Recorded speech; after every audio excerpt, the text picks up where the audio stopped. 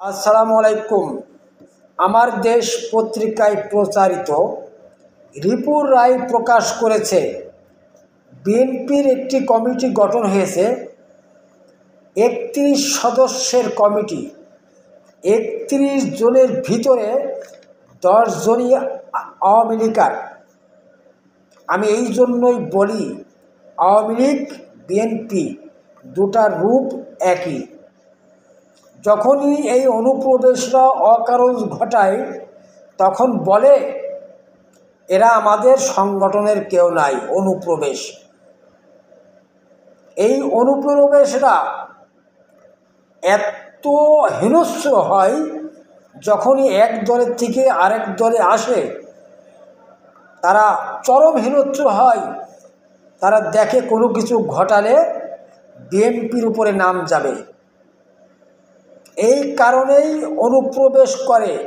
আর BNP যখন ক্ষমতায় থাকে আওয়ামী লীগের অনুপ্রবেশ শিথিল করে দেয়।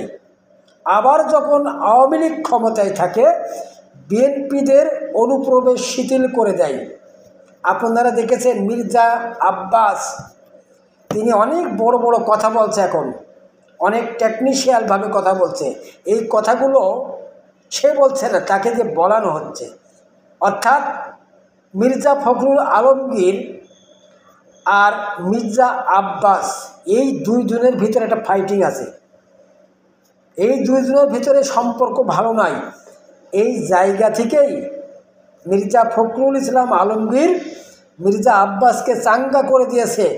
আর এই চাঙ্গা জায়গাতে মির্জা আব্বাস পাগলের মতন উল্টাপাল্টা গালি সহ অনেক কিছু দিচ্ছে।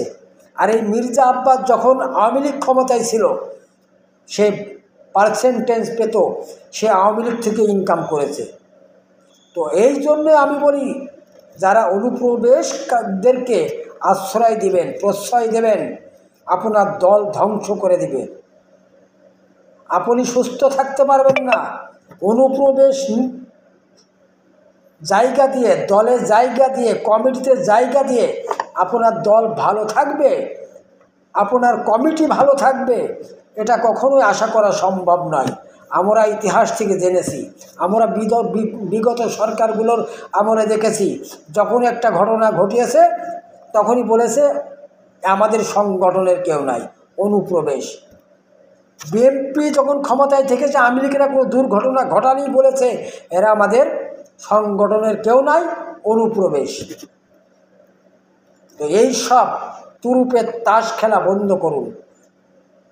তুরুপের তাস খেললে আপনাদের দিয়ে তাস খেলিয়ে নিবে, আপনাদের মাথায় বেল ভেঙে, কাঁঠাল ভেঙে খেয়ে অনুপ্রবেশরা বিদায় নেবে।